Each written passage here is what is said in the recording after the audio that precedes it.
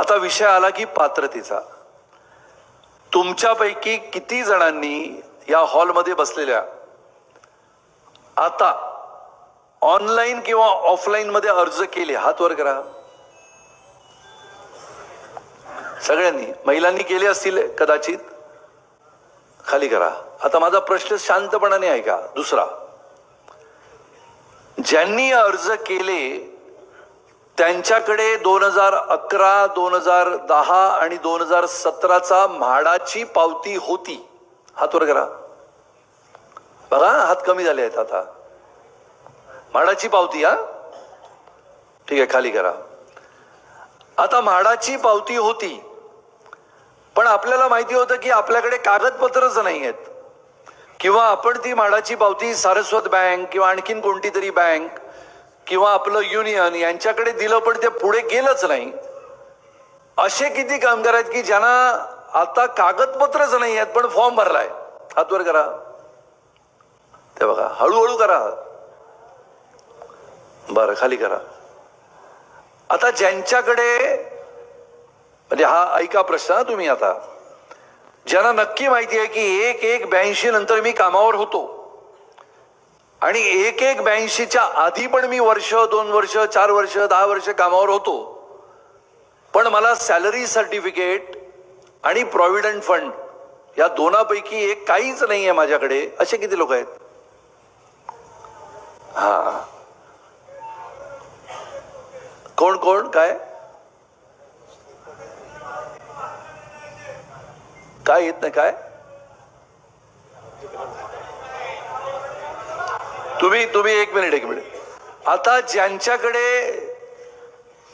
लक्षात घ्या पुन्हा एकदा, ज्यांच्याकडे सॅलरी सर्टिफिकेट नाही पण त्याला माहिती आहे की मी काम केलंय, मग मोरारजी असो, ब्रॅडबरी असो, हिंदुस्तान असो, इंडिया युनायटेड मिल नंबर 1 असो, 2 असो, 3 असो, ज्याला 100% माहिती आहे की मी काम केलंय, 1982च्या नंतर माझे दिवस भरले आहेत, कारण का मी 1982च्या आधी पण होतो आणि सॅलरी सर्टिफिकेट पण नाही आणि प्रॉव्हिडंट फंड पण नाही, अशांनी आपली नावं, तेजस कुमार कुठे आहेत?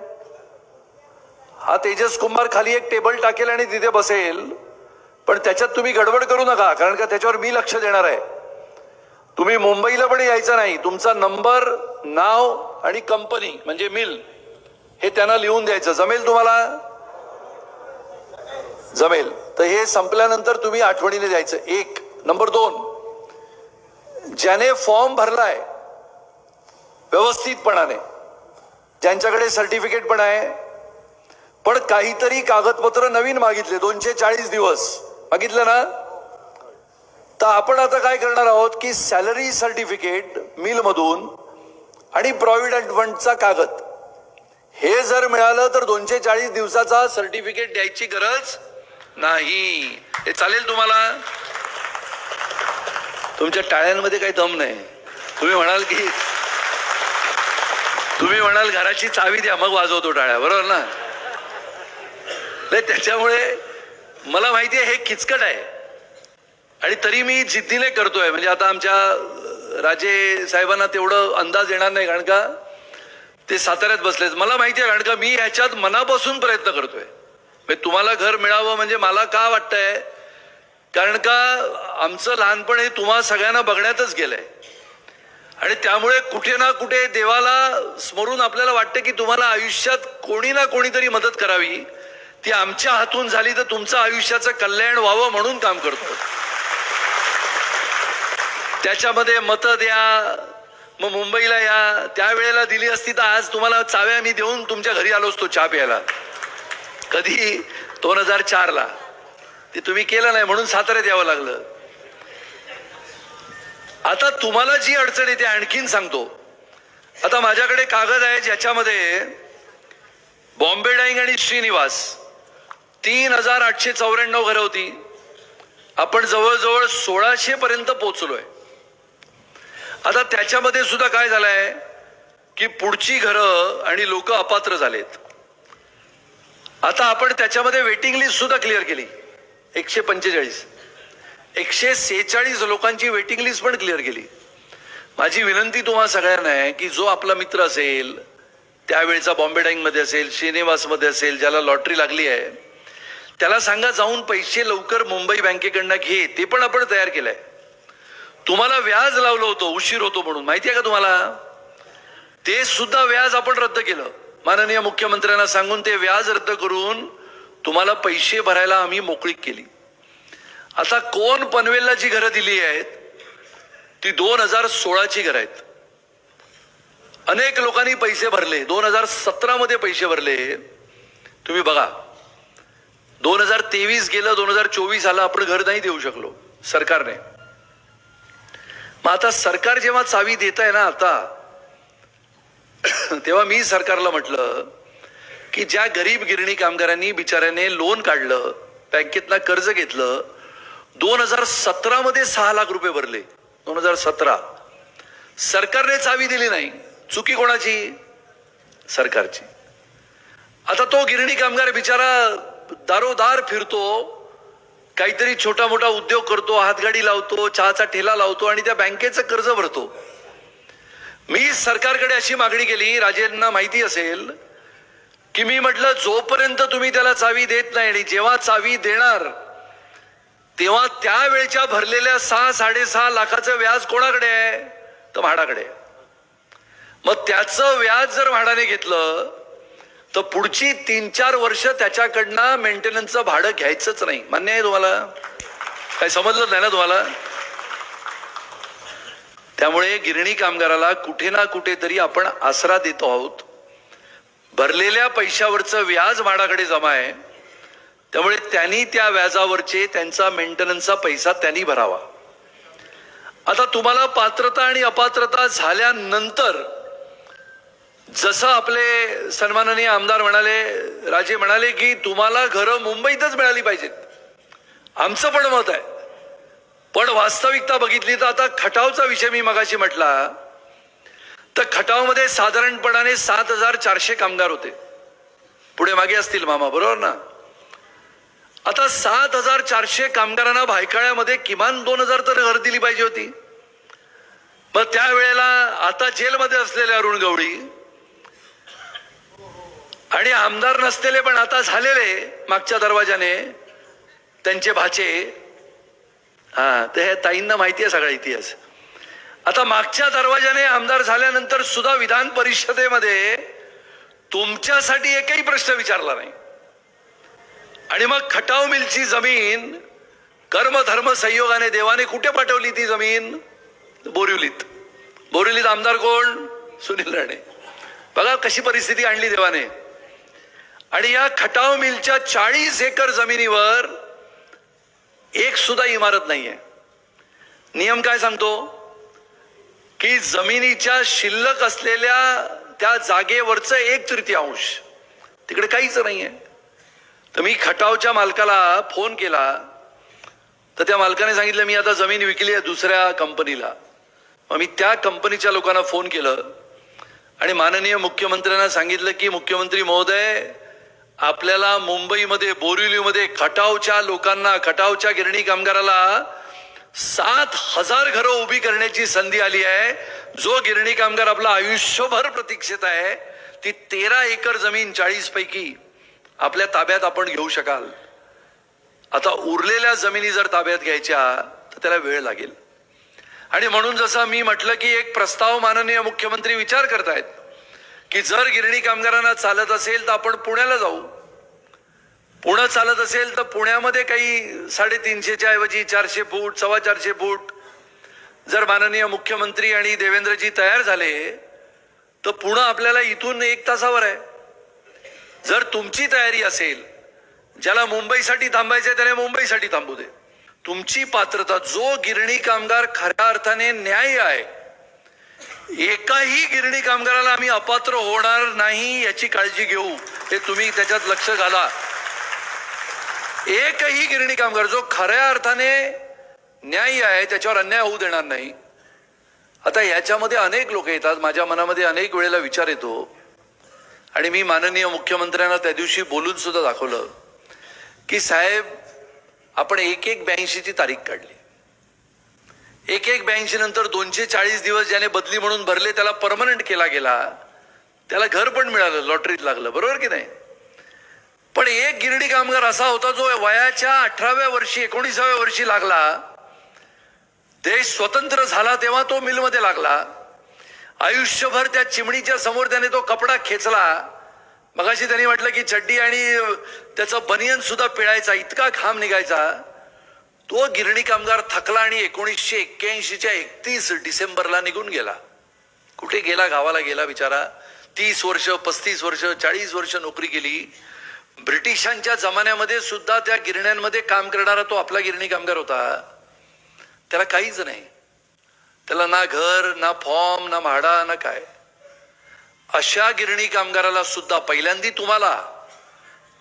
तुम्हाला न्याय देऊ, कारण का तुम्ही संपामध्ये गेलात आणि संपामध्ये होरपळल्यानंतर बाहेर गेलात. पण तो सुद्धा गिरणी कामगार आपला होता. त्यामुळे या गिरणी कामगारांचं जर भलं होत असेल आणि सरकार जर सहृदयी असेल तर त्या गिरणी कामगाराचा सुद्धा विचार करण्याचं ध्येय हे आपल्या सगळ्यांच्या डोळ्यासमोर असलं पाहिजे. आणि त्यामुळे या गिरणी कामगाराला पात्रताच्या या फेरीमधून बाहेर काढून, ही फेरी कितीची आहे तुम्हाला लक्षात आलं की नाही? शेवटचा मुद्दा आहे.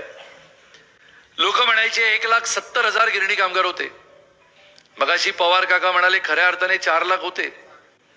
मग 2.5 पर्यंत आले, संपामध्ये गेले आणि मग जेव्हा फॉर्म भरायला लागला तेव्हा 1,70,000 आले, मग 1,50,000 आले. आता आपण गेल्या 4 महिन्यापासून करतो आहोत तर ऑफलाईन अर्ज आले, म्हणजे स्वतः अर्ज घेऊन मुंबईत लोक आले 10,344. त्यापैकी पात्र झाले 6,626. जे अपात्र म्हणता येणार नाही पण ज्यांना आपण थोडं थांबवलंय असे साधारणतः 2,900 आहेत. ऑनलाईन ज्यांनी कम्प्युटर मधून मोबाईल मधून अर्ज केले असे आहेत 90,332. बघा तुम्ही. आणि त्या 90,332 मधून डिसेंबरच्या 29 तारखेपर्यंत पात्र झालेले 70,113 आहेत. विचार करा, गेल्या 15 वर्षामध्ये पात्र झालेल्या गिरणी कामगारांची संख्या होती 15,000 आणि गेल्या 5 महिन्यामध्ये एकनाथराव शिंदेजींच्या नेतृत्वामध्ये आणि देवेंद्रजींच्या नेतृत्वामध्ये, अजितदादांच्या पण नेतृत्वामध्ये आपण पात्र केलेल्या गिरणी कामगारांची संख्या आहे 76,000. हा ऐतिहासिक कार्यक्रम आपण गेल्या 5 महिन्यामध्ये केलाय. आता तुम्ही म्हणाल की 76,000 पात्र झाले, घरं कुठे आहेत? तुमचा स्वाभाविक प्रश्न आहे. आता घरं जी 5,000 तयार आहेत, ज्यांनी कोण पनवेलला म्हटलं आम्हाला जायचं आहे, ज्यांनी म्हटलं रांजणोळीला आम्हाला जायचं आहे, तयार आहे, ती 5,000 घरांपैकी 2,417 घरांची लॉटरी पण झाली. आता 2,521 घरांची लॉटरी ही जानेवारी महिन्यामध्ये करायची आहे. ज्याला वाटतं की आपण पनवेलला जावं तो पनवेलला जाईल. ज्याला वाटतं आपण पुण्यामध्ये जर माननीय मुख्यमंत्री म्हणाले की घरं देऊ तर पुण्याला जाऊ. ज्यांना वाटतं अजून वाट बघू मुंबईला जायला, त्यांनी मुंबईसाठी थांबलं पाहिजे. जो खटाववाला आहे त्याला माझी आग्रहाची विनंती आहे की खटाववाल्याने थोडं थांबलं पाहिजे. जर ती खटावची जमीन आपल्याला बोरिवलीमध्ये ताब्यामध्ये आली तर खटावच्या कामगारांचं भवितव्य हे बोरिवलीमध्येच निश्चित होईल. त्यामुळे त्या खटाववाल्यांना न्याय देण्याच्या भूमिकेमध्ये आम्ही पुढे जात आहोत, कारण का ती जमीन दिसली आहे. बाकीच्यांची जमीन हातामध्ये येत नाही आहे, पण ती हातामध्ये येण्यासाठी प्रयत्न सुरू आहे. पण ही पात्रता संपली पाहिजे. त्यामुळे तुम्ही मला एकदा 1 तारीख सांगा की पात्रता आपण संपवूया कधी. मी मगाशी म्हटलं 2050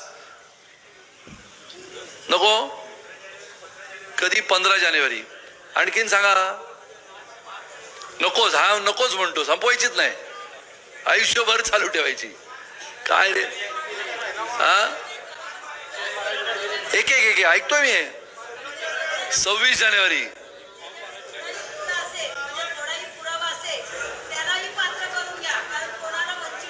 नाही, कोणालाच नाही ठेवत. तुम्ही पात्रतामध्ये आपण आता एकच पुरावा घेतो आहोत, तो पण मी म्हटल्याप्रमाणे तो पण पुरावा किती 31 मार्च 2040. अरे कधी कसं करणार? हा 30 जानेवारी 31 जानेवारी करायची का? हात वर करा. 31 जानेवारी. बघा, माझ्या घरावर मोर्चा आणू नका, कारण तुम्हाला खूप दिवस मोर्चा नाही की तुमचे हात शिवतात. चला 31 जानेवारी करायची. राजेंना पण मान्य, तुम्हाला सगळ्यांना मान्य? काय काय सांगा. 31 जानेवारी. आणि तुम्हाला एक मिनिट ऐका, तुम्हाला वाटलं की फारच अडचण होते, आमचा फॉर्म जात नाहीये, आपण आता सेंटर सुरू करू साताऱ्यासाठी राजे साहेबांकडे, आणि त्या सेंटरमध्ये आमचे माडाचे लोक सुद्धा लागल्यास परत कधीतरी एक दिवस येतील, कारण का हा एक 5-6 हजार लोकांचा समूह असेल. आपण कोल्हापूरला गेलो, आपण जवळजवळ 9,000 लोकांची पात्रता निश्चित केली कोल्हापूरला. तशी आपण साताऱ्याला करू, म्हणजे सातारा असेल, पाटण असेल, कोरेगाव असेल, सांगली असेल, सगळे आजूबाजूचे. तर ते आपण करून 31 जानेवारीला जर संपवलं तर आम्हाला जागा शोधता येतील. फेब्रुवारीमध्ये आचारसंहिता लागेल, लोकसभेच्या निवडणुका लागतील, लोकसभा संपल्या परत 2 महिन्यांनी विधानसभा लागतील. त्यामुळे जर काही जागा मिळाल्या तर आपल्याला त्या जागेवर इमारती बांधण्यासाठी म्हाडाला पैसे जमवावे लागतील, आणि त्यामुळे या गोष्टीला कुठेतरी आपण संपवण्याचा निर्णय घेतला पाहिजे. 31 जानेवारीला सर्वानुमते आपण ऑफलाईन आणि ऑनलाईन दोन्ही बंद करणार. चालेल? बघा आता तुमच्या दमती होय. 31 जानेवारी 2024 या वेळेला ऑफलाईन ऑनलाईनचे दरवाजे बंद, कोणत्याही दुकानात जायचं नाही.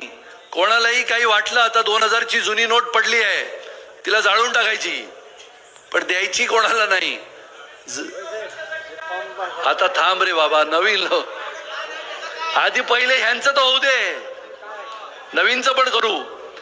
आता याच्यामध्ये ऐका, तुमच्यासाठीच मुद्दा आहे. ऐका मामा, ऐका शांतपणाने, थांबा. एक मोठा मुद्दा आहे, तुमच्या बोलण्यातला झाला. जो गिरणी कामगार पात्र आहे असं त्याला वाटतंय, पण त्याला हे तिन्ही फॉर्म भरण्यासाठी त्याला लक्षातच आलं नाही. हा मुद्दा आहे ना तुमचा, लक्षातच आलं नाही, पण तो बिचारा तसाच राहिला गावाकडे. अशा गिरणी कामगारांना संधी देण्याबाबत विचार करू, पण हे लाईन बंद झाल्यावर चालेल? असे अनेक गिरणी कामगार आहेत ज्यांनी फॉर्मच भरला नाही. होय, तुम्ही इकडनं पण आक्रमण, तिकडनं पण आक्रमण, त्यामुळे ते पण करू आपण, ते पण करू. आता कागदपत्र ज्याच्याकडे नाही त्याचं मी सांगितलं ना मगाशी मराठीत, कन्नडमध्ये सांगू, तेलुगूमध्ये, आपण सांगितलं ना बाबा. त्यामुळे तरी तुम्हाला हे संपल्यावर तुम्ही मला भेटा. आता कागदपत्र ज्यांच्याकडे नाहीत अजिबात, पण फॉर्म भरलाय, आणि तो फॉर्म भरलेला आहे, आणि आपण ऑनलाईनला गेलो की म्हाडावाले म्हणतात की अपात्र आहे, सबमिट द डॉक्युमेंट असं येतं ना. त्यामुळे असा जो माणूस आहे त्याने नाव तेजस कुंभारकडे नोंदवायचं, त्याला सॅलरी सर्टिफिकेट किंवा प्रॉव्हिडंट फंड, आता हे आम्हीच करू, तिथे तुम्ही येऊ नका. जेव्हा लागेल तेव्हा तुम्हाला फक्त सही करायला तिथे जावं लागेल. त्याची योजना मी करतो. प्रॉव्हिडंट फंडच्या कमिशनरशी माझं बोलणं झालं, आणि ते मला म्हणाले की आम्ही ते द्यायला तयार आहोत. त्यामुळे प्रॉव्हिडंट फंडचा कागद सुद्धा आपल्याला चालतो, तो किंवा सॅलरी सर्टिफिकेट. या 2 गोष्टी मी तुम्हाला मिळवून देण्याचा प्रयत्न करेन. तुम्ही मुंबईला येऊ नका, तेजस कुंभारसाठी संपर्क करा, तिथून आम्हाला संपर्क होईल. तुम्हाला फारच झालं की खूप दिवस एसटी मध्ये बसले नाही, तर एसटीत बसा आणि 10व्या मिनिटाला उतरा. मुंबईला येऊ नका उगीच, म्हणजे त्रास करून घेता, त्याच्यामुळे ते चांगलं नाही. त्यामुळे मला असं वाटतं की आजच्या या कार्यक्रमाला तुम्ही सगळे जमलात.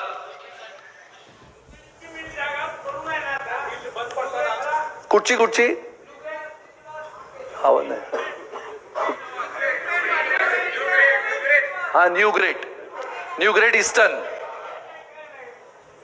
आता लक्षात घ्या, ज्या मिलच्या जमिनी बंद पडल्या आणि ज्या एनटीसीच्या जमिनी आहेत, एनटीसीच्या जमिनीवर असलेल्या गिरणीच्या चाळी, तुम्हाला माहिती आहेत ना हा विषय, त्या गिरण्यांच्या चाळीमध्ये राहत असलेला जो गिरणी कामगार होता, एकाच्या नावावर घर होतं, आपण सगळेजण राहत होतो, तर ज्याच्या नावावर घर होतं त्यालाच फक्त घर नाही मिळणार, बाकीच्यांना घर मिळणार. त्यामुळे गिरण्यांच्या, एनटीसीच्या गिरण्यांच्या जमिनीवर असलेल्या चाळी, त्या चाळीमध्ये राहत असलेला जो गिरणी कामगार होता, जो गाळा म्हणून राहत होता, तो एखाद्याच्या नावावर तो गाळा होता, पण बाकीच्यांना ते हे मिळणार, घर मिळणार, ती तुम्ही चिंता करू नका. आता होय होय, अरे होय बाबा, गिरणी मालक जो आहे, या गिरणी मालकाशी संगनमत केलं तेव्हा आपलं सरकार नव्हतं. त्यामुळे या गिरणी मालकांकडनं जमिनी ताब्यात घेण्यासाठी एक कमिटी बनवली होती त्यावेळेला पृथ्वीराज चव्हाण यांच्या सरकारने, मॉनिटरिंग कमिटी. त्या मॉनिटरिंग कमिटीला एक निवृत्त न्यायाधीश आहेत अग्यार म्हणून, त्या सन्माननीय श्री अग्यारना मी आणि आता राजे 9 तारखेला भेटणार आहोत आणि तेव्हा त्यांना सांगणार आहोत की या मिलच्या जमिनी मालकाकडनं ताब्यात घ्या. आता याला वेळ तर लागेल, याला जेव्हा वेळ लागेल तेव्हा जी घरं तयार आहेत ती तर आपल्या गिरणी कामगाराला द्यायला पाहिजेत की नाही. त्यामुळे ती पहिली देऊ, जो पात्रता होत नाही त्याला पात्र करू, ज्याच्याकडे कागद नाही त्याला कागद देण्याचा प्रयत्न करू. आणि असं केल्यानंतर गिरणी कामगारांची पात्रता झाल्यानंतर आपल्या लक्षात येईल की किती गिरणी कामगार आहेत की ज्यांना घरं द्यायची आहेत. 1,50,000चा आकडा होता, तो आता 1 लाखावर आला. 1 लाखावर आल्यानंतर त्याच्यात पात्रता जर 1 लाखाची झाली तर किमान आपल्याला 1 लाख घरं तर उपलब्ध करावी लागतील.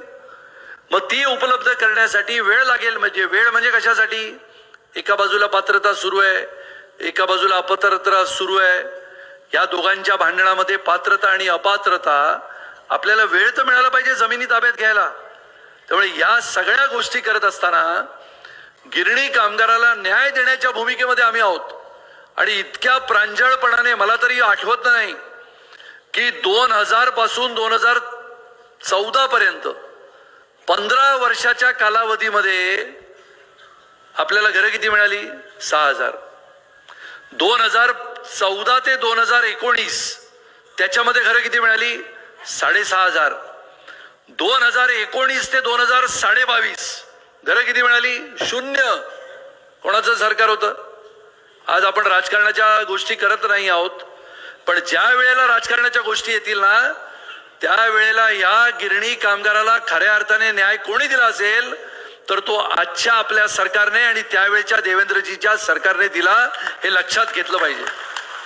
आणि त्यामुळे तुम्हा सगळ्यांना निश्चितपणाने पात्रतेच्या या आजच्या मेळाव्यामध्ये पात्रता झाली पाहिजे, याच्यासाठीच आजचा मेळावा आहे. घर तर मिळेल, बोलतो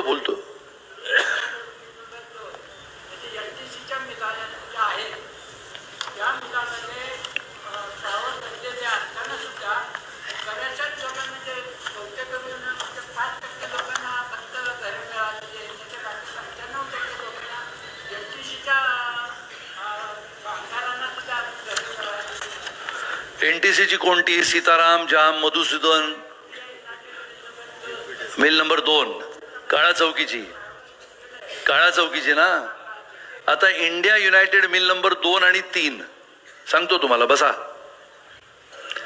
इंडिया युनायटेड मिल नंबर 2 आणि 3 मध्ये 16 एकर जमीन होती, बरोबर आहे. आता या 16 एकर जमिनीवर साधारणपणाने 66,000 चौरस मीटर ही जमीन होती. याच्यात 1/3 या नियमाप्रमाणे 1/3 हिस्सा सगळ्या मिलचा महानगरपालिकेला गेला, मुंबईच्या. तो मुंबईच्या महानगरपालिकेने वाटा, जसा खटावचा 1/3 होता, रघुवंशीचा होता किंवा फिनिक्सचा होता, असा सगळा 1/3 वाटा महानगरपालिकेने इंडिया युनायटेड 2 आणि 3 मध्ये आणला. आणि 44,000 स्क्वेअर मीटर म्हणजे साधारणपणाने 10 एकरवर एक म्युझियम बांधायचा निर्णय घेतला गेला. कारण का वारसाना नोकऱ्या द्या, मुंबईमध्ये गिरणी कामगारांच्या वारसांना नोकऱ्या द्या, म्हणून या म्युझियम तयार झाल्यावर ह्याच्यामध्ये 250 मुलांना आणि मुलींना नोकऱ्या द्या हा विषय घेऊन तेजस कुमार मुंबईत आला. आणि मग मी त्या मिलला भेट दिली, त्या म्युझियमला भेट दिली. मग माझ्या लक्षात आलं की 3 वर्षापासून ते म्युझियम रखडलंय आणि त्याच्यात उरली फक्त 22,000 स्क्वेअर मीटर जागा. म्हणजे किती? तर 5 एकर. आता ही 5 एकर मी मागितली सरकारकडे की ही आम्हाला द्या, मग म्हाडाच्या माध्यमातून घरं बनवून तुम्हाला, जसं तुमचा प्रश्न आहे की एनटीसीने आता सांगितलं, माननीय पंतप्रधानांनी सांगितलं की एनटीसीच्या मिल या आता आम्ही सरकारच्या ताब्यात देत आहोत, सरकारने याच्यावर योजना बनवावी. आता सरकार त्याच्यावर योजना बनवत असताना आपल्या मूळ गिरणी कामगाराला त्या मिल मधील तिथेच घर मिळावं म्हणून आपण प्रयत्न करतो आहोत मामा. म्हणून ती जागा जर आपल्या ताब्यात आली तर आपण तिथे 2,000 घरं होत आहेत. तुमच्याकडे कामगार किती होते? 1,800, बरोबर की नाही? आपल्याकडे आकडा आहे त्यांचा. त्यामुळे या पद्धतीमध्ये आम्ही काम करतो आहोत. आज आपण या मेळाव्याला येऊन पात्रता निश्चित करण्याचा अधिकार जो आपला आहे तो म्हाडाबरोबर करावा. 31 जानेवारीला, आताही तुम्हाला वाटलं की धाकधूक वाटते तर मला सांगा, 10-15 दिवस. 31 जानेवारीला आपण दोन्ही इंजिन बंद करू आणि पात्रता जी झाली आहे त्याची लॉटरी घोषित करून टाकू. त्यामुळे त्या लॉटरीच्या आधारे ज्या लोकांना घरं जी उपलब्ध आहेत ती घरं मिळण्याचा मार्ग सुकर होईल.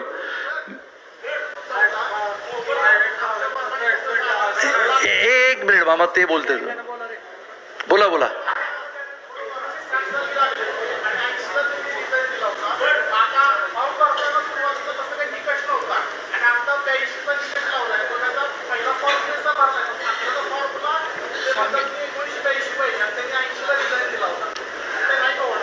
आपण मी मगाशीच सांगितलं की एक 82चा मुद्दा तुम्ही शांतपणाने ऐका. 82चा मुद्दा जेव्हा आणला गेला तेव्हा तो साधारणपणाने काळ होता 91 आणि त्याच्यानंतर 2002 जी पहिली लॉटरी झाली 2012ची.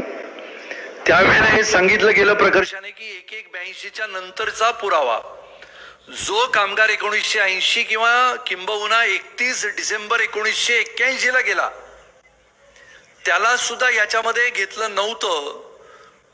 त्यामुळे आपण 1981 पर्यंतच्या कामगाराचा विचार हा याच्या नंतर कधी करता येईल का हे बघू. पण 1982 नंतरचा जो कामगार आहे ज्याने फॉर्मच भरला नाही त्याचा प्राधान्याने विचार खरा आपल्याला करायचा आहे. त्यामुळे तुमचे सगळे प्रश्न आता याच्या पुढे माननीय आमदार शिवेंद्रराजे भोसले साहेब आता या सगळ्या प्रश्नाला उत्तर देऊ शकतील. आता ते तयार झाले आहेत. नंतर माझ्याशी बोला नंतर. त्यामुळे तुम्हा सगळ्यांना, आणि त्याच्याहूनही मी 1 तास इथे थांबतो, पण सगळ्यांनी गर्दी न करता खरोखर प्रश्न महत्वाचा असेल तर मला इथे येऊन भेटावरती मी तुमच्या प्रश्नाला उत्तर देईन. पण तेच प्रश्न जर विचारत बसलात तर 2050 हा तुम्ही आणि मी तिकडे वरती. त्यामुळे आपल्याला घर पाहिजे तर आपण वास्तविकतेचा विचार करू. हा देतो तुला. नाही, मला काय वाटतं राजे साहेब, जर तुम्हाला वेळ असेल तर 5-10 मिनिटं यांचे प्रश्न होऊ द्या का? आम्ही थांबा एक मिनिट. ए बाबा, माईक वाला कुठे आहे? दे एक माईक दे त्यांना. देतो थांबा. हा तोपर्यंत मामा विचारा. हॅलो. या सगळ्यांचा गिरणी कामगारांचा आवाज इतका बुलंद काय माहितीये का?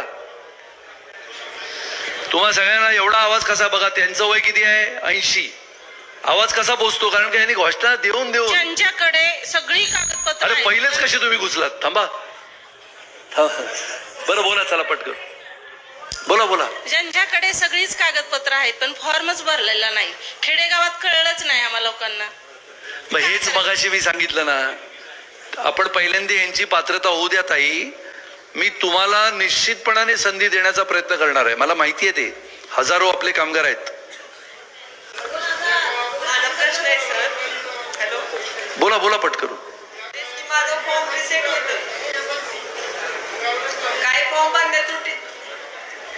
फॉर्म भरण्यात काही त्रुटी झालेली आहे. सगळे कागदपत्र असून फॉर्म रिसीट होते पुन्हा. करेक्ट. आता त्याच्यामध्ये काय होत आहे, जो मगाशी चर्चा झाली शांतपणाने ऐका. ज्यांचे ऑनलाईनला फॉर्म रिजेक्ट झालेत त्यांच्यासाठी पुढच्या 10 दिवसात, कुठे गेले सुरू आपले, किती दिवस लागतील? 10 दिवस. थोडं लवकर केलं तर 8 दिवसात. 8 दिवसामध्ये तुम्हाला एक नवीन त्याच्यामध्ये फॉर्मॅट येणार आहे आणि ज्याचा फॉर्म चुकलाय आणि अडकलाय ना ते सुरू होणार, तर तुम्ही परत भरायचा. बरोबर आहे? हो सुरोज आहे, बरोबर ना सूर्यराव? 8 दिवसात तुम्हाला अपील तुमच्या मोबाईलवरच येणार की तुम्ही आता फॉर्म भरू शकता. होय ना? आता सांगितलं तुम्हाला. चला. हॅलो हॅलो बरं का साहेब, हॅलो. हा मग तेच सांगितलं ना होणार. हॅलो. आता खाली करूया आपण. चला आता, नाही तर गडबड उडेल. आता प्रत्येक जणाकडे प्रश्न आहे. हा गिरणी कामगारांचा मी वारसदार आहे. तर मला एक सांगायचं आहे बरं का साहेब, की गिरणी कामगार बरेचसे स्वर्गवासी गेले आणि राहिले ती रुपयातले 4 गिरणी कामगार राहिले. तर त्यांच्या डोळ्यात एकच त्यांना घरं बघायला